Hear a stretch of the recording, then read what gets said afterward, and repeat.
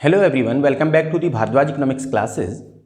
Class 12th में macro economics हम पढ़ रहे हैं, जिसमें आज हम पढ़ेंगे measures to correct excess demand and deficient demand. इससे पहले हम एक्सेस डिमांड और डेफिशिएंट डिमांड के बारे में पढ़ चुके हैं। वो एक्सेस डिमांड क्या होती है, डेफिशिएंट डिमांड क्या होती है, ये सब चीज़ें हम पढ़ चुके हैं। और आज हम पढ़ेंगे इसमें इसको करेक्ट करने के मेजर्स क्या होते हैं, यानी कि कैसे करेक्ट की जाती है।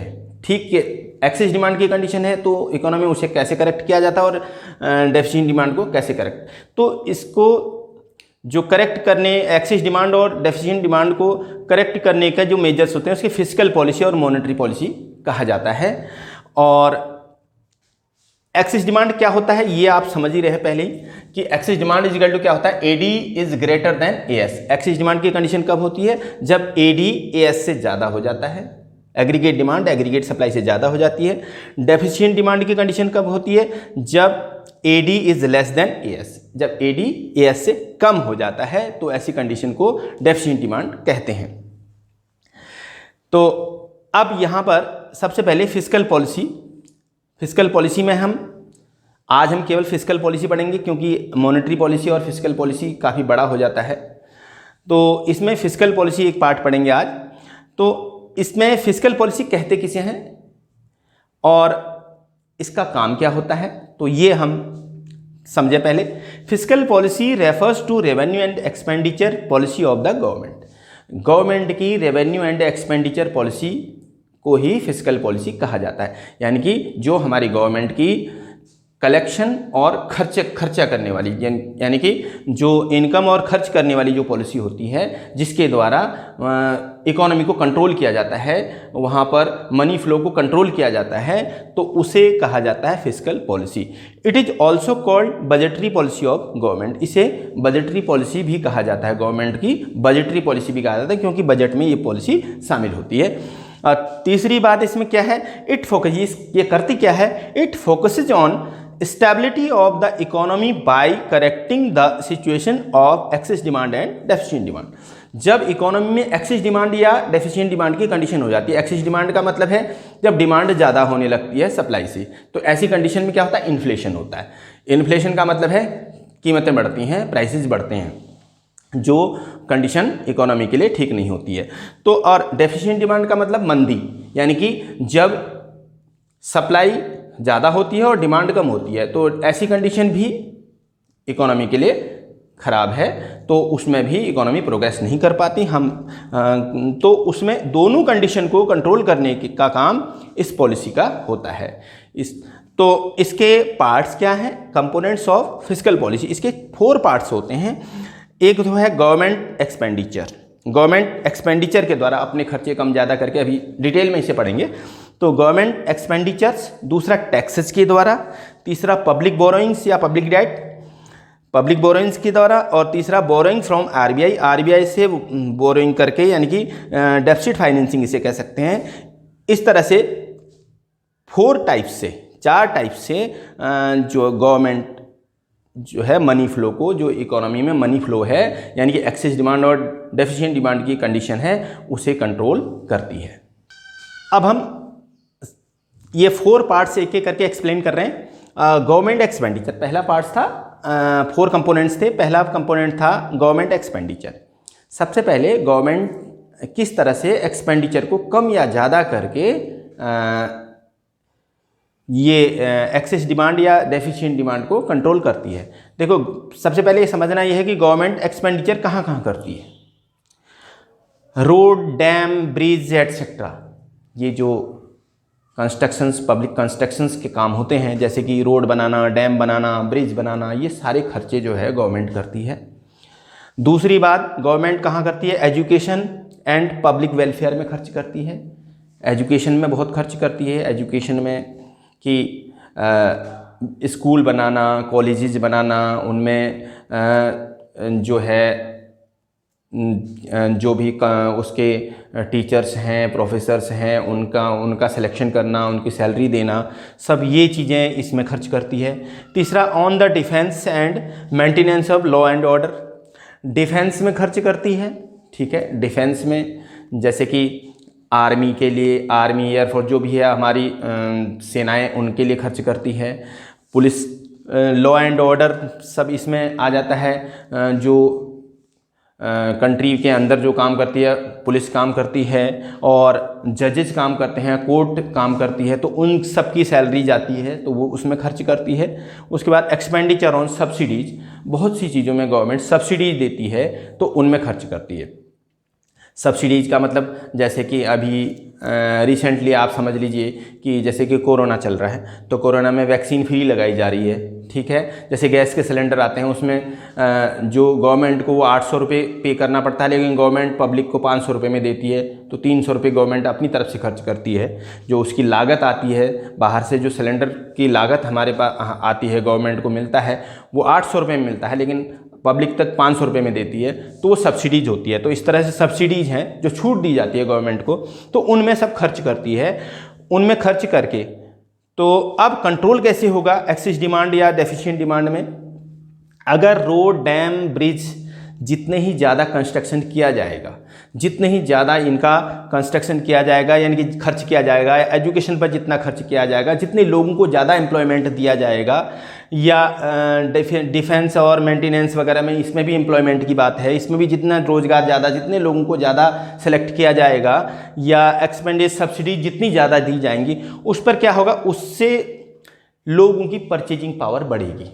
परचेजिंग पावर मीन्स मनी, पैसा उनके पास ज़्यादा आएगा। सिंपल सी बात है, इतनी बात समझ सकते हैं। तो जब पैसा ज़्यादा आएगा तो डिमांड ज़्यादा करेंगे, तो डिमांड ज़्यादा करेंगे। अब अगर ऑलरेडी इकोनॉमी में एक्सेस डिमांड की कंडीशन है, टू कंट्रोल एक्सेस डिमांड की कंडीशन है, डिमांड ज़्यादा हो रही है, प्राइसेस बढ़ रहे हैं, इन्फ्लेशन हो रहा है, तो ऐसे समय में रिड्यूस कर देगी गवर्नमेंट, इन खर्चों को कम कर देगी, अपॉइंटमेंट कम करने शुरू कर देगी, इनका कंस्ट्रक्शन कम करना शुरू कर देगी, सब्सिडीज हटाना शुरू कर देगी, सब चीज़ें कम कर देगी, जिससे कि परचेजिंग पावर कम हो जाएगी लोगों की, और खर्च करना कम करेंगे, जिससे डिमांड जो है वो कंट्रोल में आ जाएगी।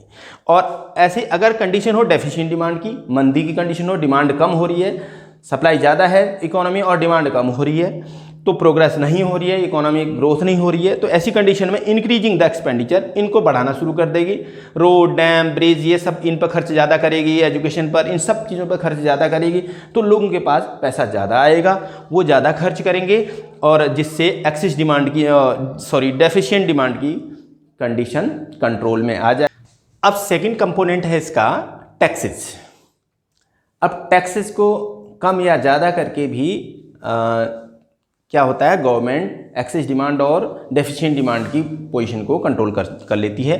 तो टैक्सेस क्या होते हैं पहले समझ लीजिए। Taxes are a compulsory payment made to government by the household के द्वारा गवर्नमेंट को किए जाने वाले जो कंपल्सरी पेमेंट होता है, जो जरूरी पेमेंट होता है, जो देना ही होता है गवर्नमेंट को, किसके द्वारा, हाउस होल्ड्स के द्वारा। हाउस होल्ड का मतलब है जनता के द्वारा, नागरिकों के द्वारा, लोगों के द्वारा, तो उसे क्या कहा जाता है, टैक्स कहा जाता है।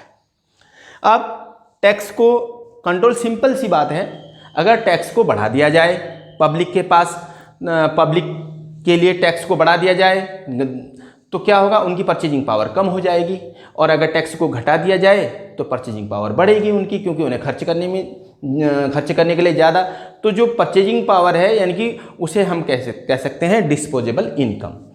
तो अब यहाँ है to control of excess demand.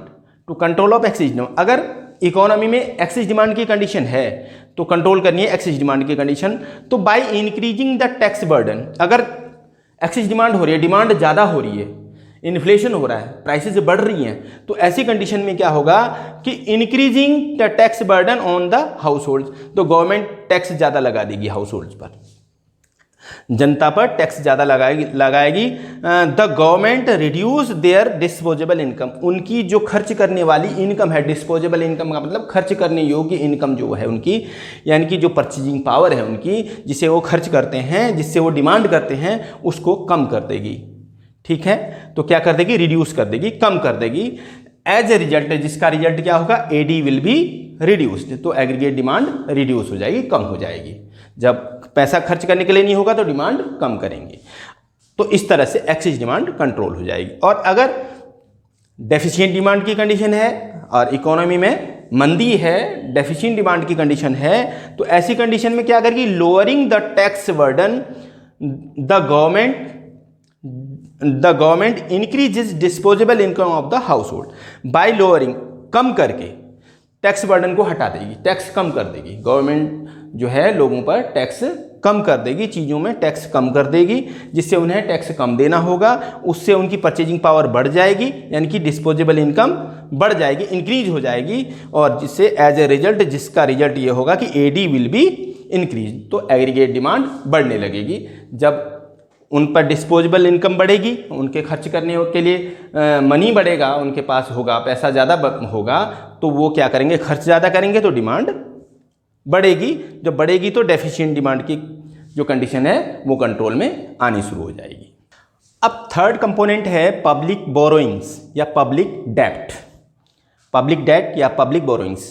Public borrowings का मतलब है कि जब गवर्नमेंट पब्लिक से पैसा लेती है, पब्लिक से पैसा लेती है, उसे पब्लिक बोरोइंग्स कहा जाता है। उसकी बहुत सारी स्कीम्स होती हैं गवर्नमेंट की, जिससे पब्लिक को वो ये कहते हैं कि जैसे रेट ऑफ इंटरेस्ट ज़्यादा देंगे, और तो लोग क्या समझते हैं कि चलो खर्च करने के बजाय अलग अलग टाइप की प्लानिंग्स होती हैं गवर्नमेंट की, ट्रेजरी बिल्स वगैरह एटसेट्रा बहुत सारी, तो उनमें जो है गवर्नमेंट पब्लिक जो है वो पैसा जमा कर देती है कि ज़्यादा हमें इंटरेस्ट मिलेगा करके, इस तरह से उनकी परचेजिंग पावर गवर्नमेंट कम कर देती है लोगों की, तो वो पब्लिक बोरोइंग्स होते हैं। तो क्या है यहाँ public borrowings, to control the excess demand, excess demand को कंट्रोल करने के लिए। अगर इकोनॉमी में डिमांड ज़्यादा है, इन्फ्लेशन हो रहा है, तो ऐसी कंडीशन में government by borrowing from the public, तो गवर्नमेंट क्या करेगी, पब्लिक से ज़्यादा पैसा लेना चाहेगी। क्यों? क्योंकि गवर्नमेंट का ये उद्देश्य रहेगा कि पब्लिक के पास पैसा कम रहे, जिससे वो खर्च कम करे, क्योंकि डिमांड तभी कम होगी। उन्हें डिमांड कम करनी है, गवर्नमेंट को जो डिमांड है उसे रिड्यूस करना है। तो by borrowing from the public government reduce the purchasing power of the public, लोगों की परचेजिंग पावर को कम करेगी उनसे उधार लेकर के। जो पैसा है उनका, जो उनकी लिक्विडिटी है, जो पैसा होता है, कैश जो करेंसी होती है उसे लिक्विडिटी कहा जाता है, तो उनकी लिक्विडिटी को कम करना चाहेगी। तो यानी कि उनकी परचेजिंग पावर को गवर्नमेंट, जो पब्लिक की परचेजिंग पावर को उसको कम करना चाहेगी, एज ए रिजल्ट, जिसका रिजल्ट ये होगा कि AD will be reduced, AD कम हो जाएगी। और अगर इकोनॉमी में डेफिशिएंट डिमांड की कंडीशन है, मंदी की कंडीशन है, यानी कि डिमांड कम हो रही है, तो गवर्नमेंट को डिमांड को बढ़ाना है, जिससे कि मार्केट जो हमारी इकोनॉमी स्टैब्लिश हो। तो ऐसी कंडीशन में गवर्नमेंट क्या करेगी, reduce the borrowings from the public, जनता से जो बोरोइंग्स करना है, उधार लेना है, लोन लेना है, उसे कम करना शुरू कर दी। यानी कि जनता का जो पैसा अपने पास कलेक्ट करने का उसने एक प्लानिंग चला रखी है, उसको कम कर देगी। यानी कि बहुत सारे यानी कि रेट ऑफ इंटरेस्ट कम कर देगी, जिससे कि जनता सोचेगी कि अब गवर्नमेंट कुछ ज़्यादा रेट ऑफ इंटरेस्ट दे नहीं रही है, इसलिए वहाँ जमा करने से कोई फ़ायदा नहीं, या लेना बंद कर देगी, कुछ योजनाएं बंद कर देगी। तो इस तरह से गवर्नमेंट रिड्यूस कर देगी पब्लिक बोरोइंग्स को, सो दैट, ताकि people are left with greater liquidity, जिससे कि लोगों के पास ज़्यादा लिक्विडिटी रहे, या ज़्यादा परचेजिंग पावर रहे, या ज़्यादा पैसा गवर्नमेंट के लोगों के पास रहे, जिससे वो खर्च करें, मार्केट में खर्च करें, चीज़ों को खरीदें, और एज ए रिजल्ट जिससे AD will be increase, AD बढ़ेगी, जिससे एडी बढ़ेगी। तो ये थर्ड पॉइंट हो गया कि पब्लिक बोरोइंग से या पब्लिक डेट से कैसे गवर्नमेंट कंट्रोल करती है ये सिचुएशन को, एक्सेस डिमांड और डेफिशिएंट डिमांड की सिचुएशन को। अब इसका फिस्कल पॉलिसी का लास्ट पॉइंट है बोरोइंग फ्रॉम आरबीआई, आरबीआई से उधार लेना, जिसे हम डेफिसिट फाइनेंसिंग भी कहते हैं। गवर्नमेंट आरबीआई से उधार लेती है और आरबीआई उसको न्यू करेंसी प्रिंट करके उसकी जो गवर्नमेंट की जो बोरोइंग्स, जो गवर्नमेंट को उसकी डिमांड को पूरी करता है, जो उसके पैसे की डिमांड होती है, मनी की डिमांड होती है, तो उसे डेफिसिट फाइनेंसिंग या बोरोइंग फ्रॉम आरबीआई कहा जाता है। और ये बहुत ही इम्पोर्टेंट, बहुत ज़्यादा महत्वपूर्ण कह सकते हैं, इम्पोर्टेंट कह सकते हैं, जो रोल है गवर्नमेंट का है इकोनॉमी को चलाने में, इकोनॉमी को कंट्रोल करने में। तो जब हायर, ज़्यादा डेफिसिट फाइनेंसिंग होगी, ज़्यादा आरबीआई से पैसा लिया जाएगा तो वो ज़्यादा करेंसी प्रिंट करके देगा आरबीआई किसको, गवर्नमेंट को, तो मनी सर्कुलेशन इकोनॉमी में ज़्यादा होगा तो ऐसी कंडीशन में क्या है कि परचेजिंग पावर लोगों की बढ़ेगी तो डिमांड बढ़ेगी। और अगर जितना गवर्नमेंट डेफिसिट फाइनेंसिंग कम करेगी, जितना उधार कम लेगी आरबीआई से, उतना ही जो लिक्विडिटी है वो कम जाएगी पब्लिक के पास, यानी कि जो जनता के पास पैसा कम जाएगा, इकोनॉमी में पैसा कम जाएगा, मनी फ्लो कम होगा इकोनॉमी की तरफ, तो उतना ही क्या है, डिमांड कम होगी। बस यही चीज़ समझनी है। Higher borrowings from the RBI से ज़्यादा बोरोइंग्स, उधार लेना, releases greater liquidity in the economy. Greater liquidity का मतलब है, लिक्विडिटी का मतलब मनी, परचेजिंग पावर, पैसा, तो ज़्यादा पैसा रिलीज करता है। अगर ज़्यादा बोरोइंग होती है आरबीआई से गवर्नमेंट के द्वारा तो इकोनॉमी में ज़्यादा पैसा रिलीज होता है, ज़्यादा पैसा आता है। As a result AD increase हो जाती है। जब एडी इंक्रीज करनी होती है, जब डेफिशिएंट डिमांड की कंडीशन होती है, तब उसे ज़्यादा बोरोइंग करती है गवर्नमेंट। और जब एक्सेस डिमांड की कंडीशन होती है तो उस कंडीशन में क्या करती है गवर्नमेंट, कम बोरोइंग्स करती है। व्हेन बोरोइंग इज रिड्यूस्ड, जब बोरोइंग्स कम की जाती है, the amount of liquidity in the economy also reduced. जब कहीं से पैसा कम लिया जाएगा, उधार कम लिया जाएगा, आरबीआई से पैसा कम लिया जाएगा, तो इकोनॉमी में पैसा कम आएगा। As a result AD decreases, और रिजल्ट उसका ये होगा कि एडी कम हो जाएगी। ऐसा तब किया जाता है जब एक्सेस डिमांड की कंडीशन होती है। अब ये आपको फिस्कल पॉलिसी मैं समझता हूँ कि बहुत अच्छे से समझ में आ गया होगा। तो ये सब आप अपने नोट्स तैयार कर लें, और अभी तक जिन बच्चों ने चैनल सब्सक्राइब नहीं किया है वो प्लीज़ चैनल सब्सक्राइब कर लें, जिससे कि मुझे भी आपको पढ़ाने का थोड़ा सा और प्रोत्साहन मिलता रहेगा। Thank you very much.